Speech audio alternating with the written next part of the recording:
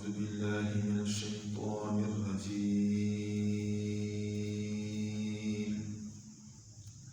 بسم الله الرحمن الرحيم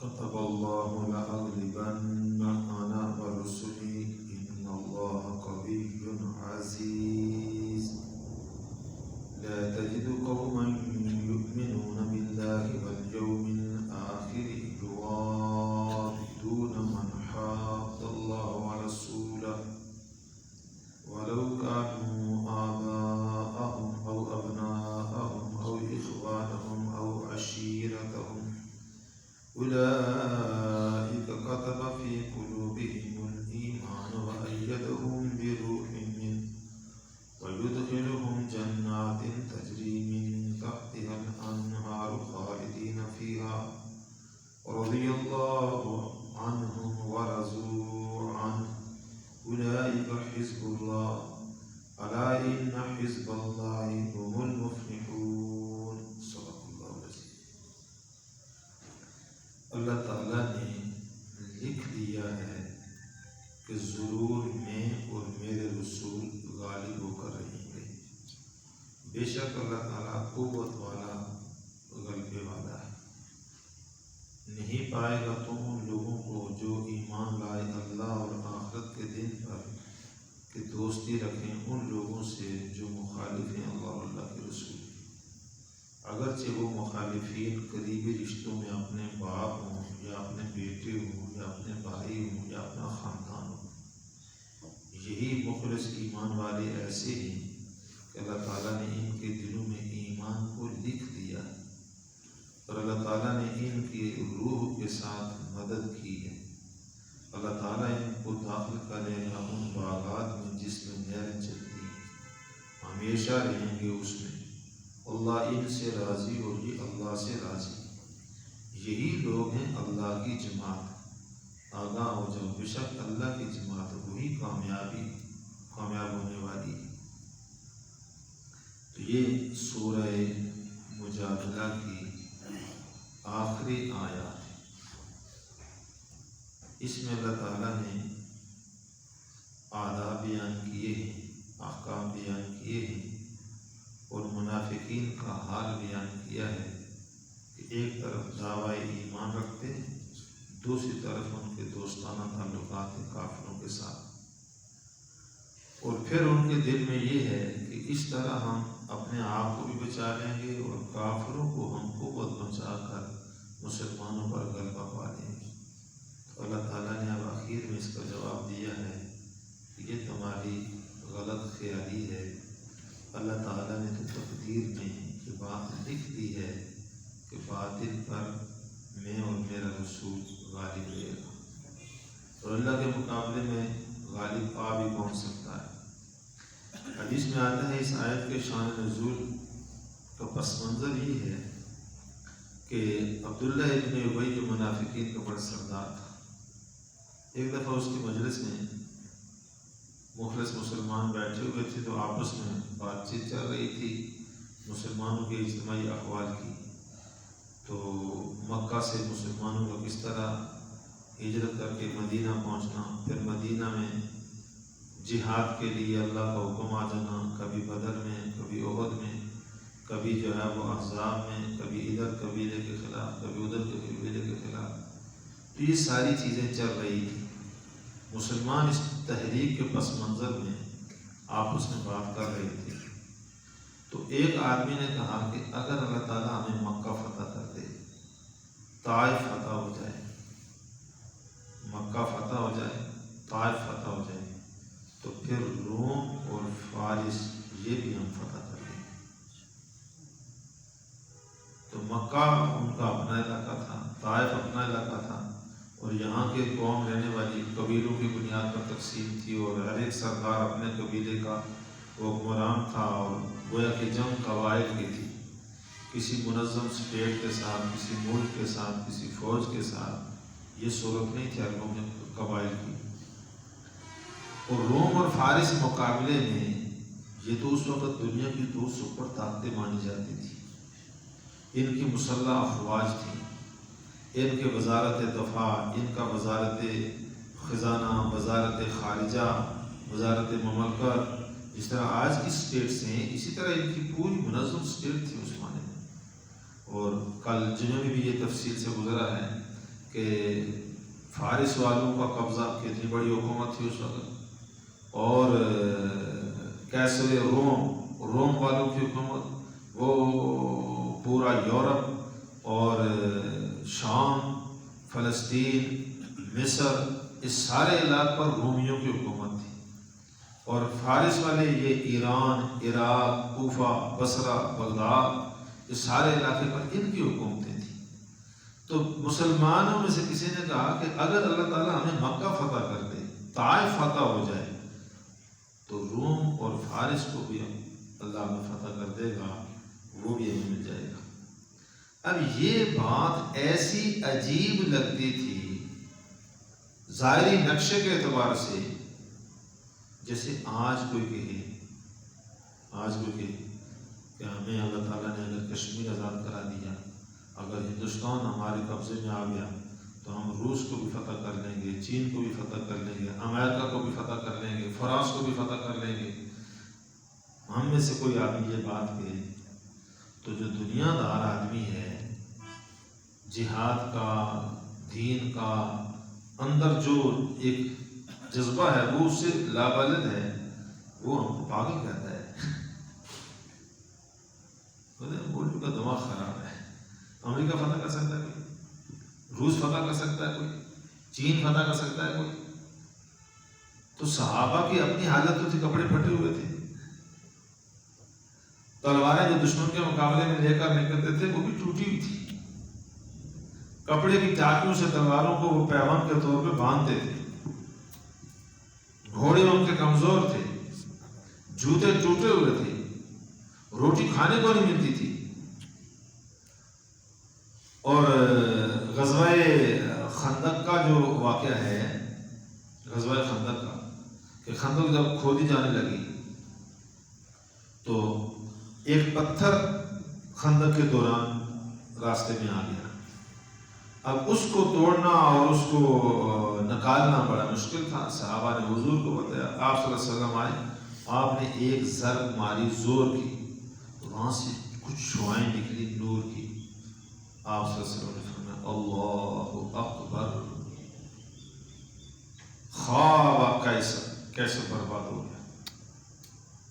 دوسری ضرب ماری تو پتھر پہلے تھوڑا ٹوٹا، دوسری ضرب ماری تو پھر ایک شعاع نکلی نور کی. اللہ اکبر، خرب فارس، فارس بھی تباہ ہو گیا.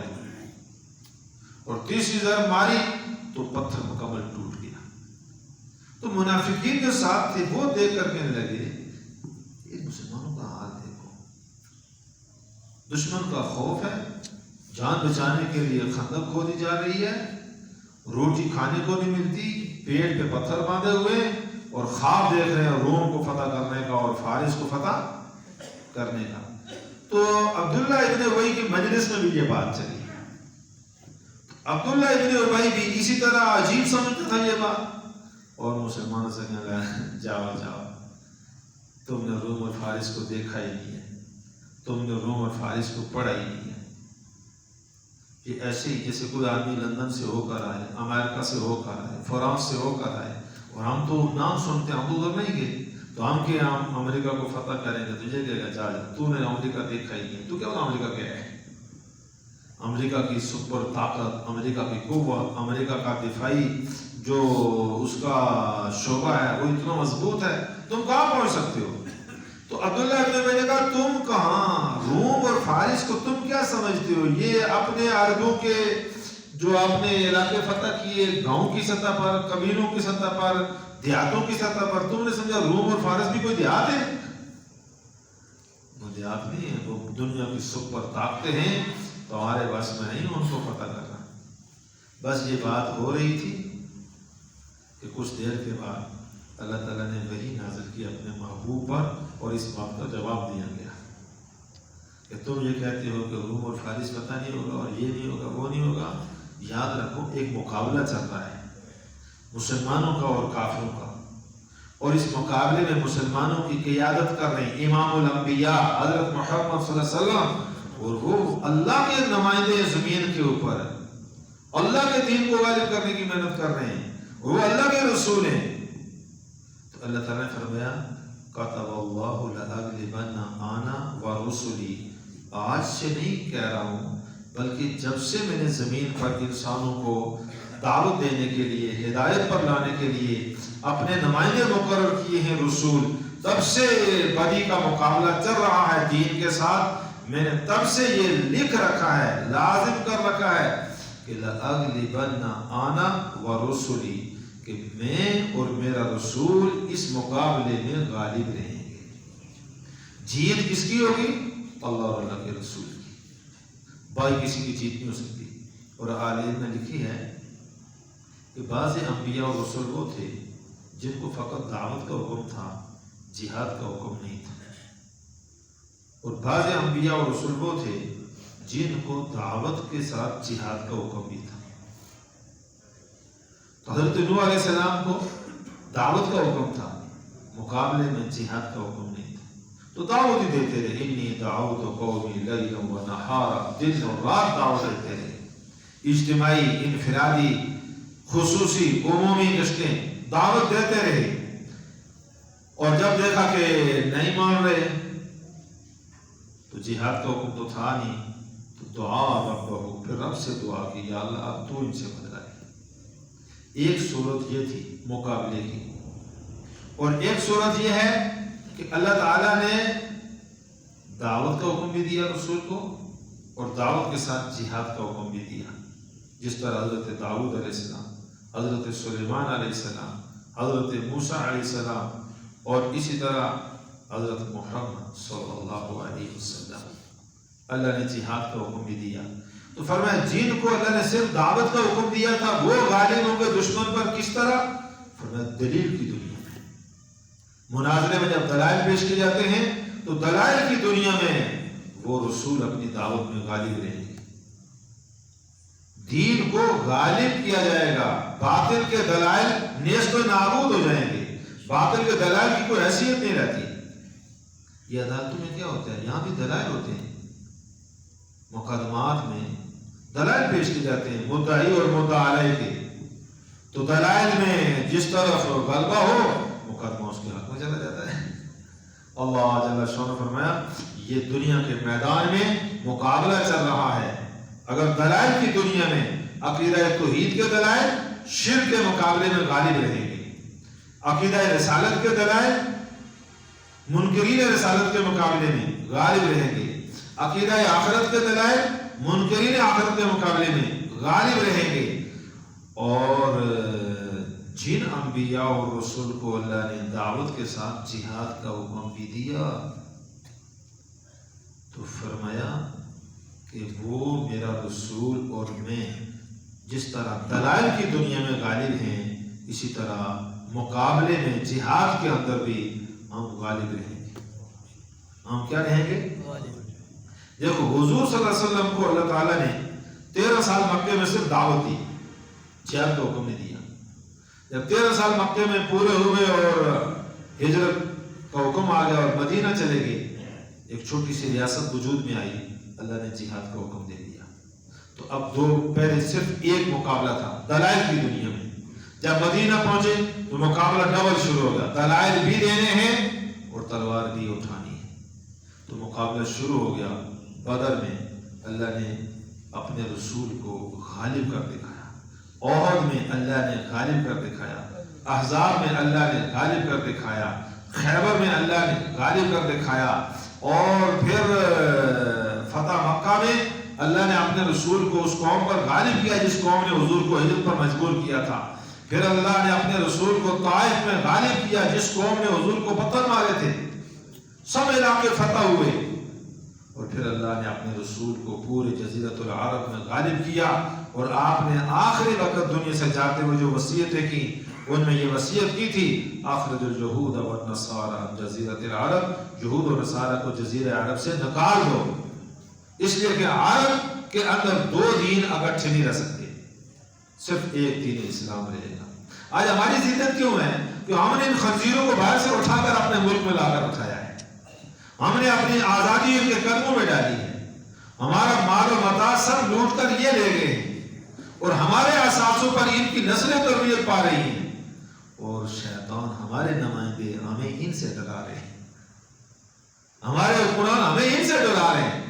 یہ نہیں ہے جب ہم میدان میں ہوں گے اللہ نے ضابطہ بنایا، کتب اللہ لأغلبن انا ورسلی، اللہ نے کہا میں نے لکھ لیا ہے کہ میں اور میرا رسول کیا رہیں گے، اور یہ ماضی بعید کی تاریخ تو بڑی پڑی ہے۔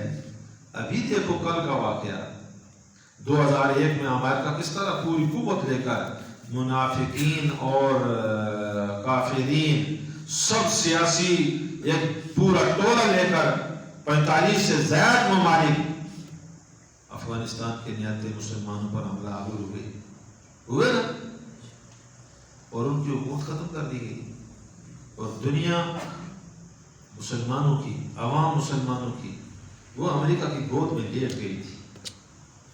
ماسوائے چند مخلص ایمان والوں کے جو سو کبھی چیختے رہے، چلاتے رہے کہ یہ جو مقابلہ تم کر رہے ہو یہ نہیں، تمہاری فتح نہیں ہوگی، تمہاری فتح نہیں ہوگی، تمہاری فتح نہیں ہوگی۔ لوگ ہمیں ہنستے تھے، مولیوں کیا کہتے ہو، لوگ ہمیں ہنستے تھے، لیکن اللہ تعالیٰ کہتے ہیں کہ امتحان کا وقت ہوتا ہے، آزمائش کا ایک وقت ہوتا ہے، گزرنے دو اس کو، مقابلہ جاری ہے۔ اللہ کہتے ہیں میں نے لکھا ہوا ہے تقدیر میں کہ میں اور میرا رسول، میرے رسول کے ماننے والے، دین کے ماننے والے دلائل کی دنیا میں اور تلوار کی دنیا میں جب اٹھا کر چلو گے غالب رہو گے۔ اور وہ وقت آیا کہ جب دنیا نے دیکھا کہ امریکہ نے اپنی شکست تسلیم کی اور امریکہ نے ٹیبل پر بیٹھ کر ان سے مذاکرات کیے اور واپسی کا پرامن راستہ بھیک کے طور پہ مانگا، نہیں مانگا، اور جو ہمارے مولوی تھے سامنے وہی کوٹیاں پہنی ہوئی، وہی لمبے کرتے پہنے ہوئے، وہی پگڑی پہنی ہوئی اور وہی چپل پہنے ہوئی۔ تمہاری طرح کوئی لاکھوں کی ٹھاٹھ باٹھ کی وردیاں نہیں تھی، یہ سمجھتے ہیں روب ان وردیوں میں ہے۔ اللہ نے جو روب اس اسلامی وردی میں رکھا ہے نا، داڑھی اور پگڑی میں، یہ روب دنیا کی کسی وردی میں نہیں۔ تو آج دنیا نے تسلیم کیا ہے کہ پھر وہ جہاد والے، وہ ایمان والے، وہ دین والے کیا ہو گئے، غالب ہو گئے۔ تو ہم بھی اگر اس کو مثال بنا کر دنیا کفر کے مقابلے میں آزادی کا علم لے کر اٹھیں تو اللہ ہمیں بھی فتح دے گا، اللہ ہمیں فتح دے گا، لیکن ہم فتح لینے کے لیے کھڑے نہیں ہو رہے۔ اللہ نے فرمایا کتب اللہ لأغلبن انا ورسلی، لکھ لیا اللہ نے کہ میں اور میرا رسول غالب رہیں گے۔ ان اللہ قوی عزیز، بے شک اللہ تعالیٰ قوت والا ہے، عزیز اللہ غلبے والا ہے۔ اللہ کی قوت کا مقابلہ کوئی قوت نہیں کر سکتی اور اللہ کے غلبے کے مقابلے میں کسی کا غلبہ نہیں ہو سکتا۔ اللہ مجھے اور آپ کو سمجھ کی توفیق عطا فرمائے۔ اب یہ کن کو نصیب ہوتا ہے؟ قرآن آگے ان ایمان والوں کی صفات بیان کرتا ہے، وہ انشاءاللہ اگلے درس میں۔ ربنا تقبل منا انک انت السمیع العلیم وتب علینا انک انت التواب الرحیم برحمتک۔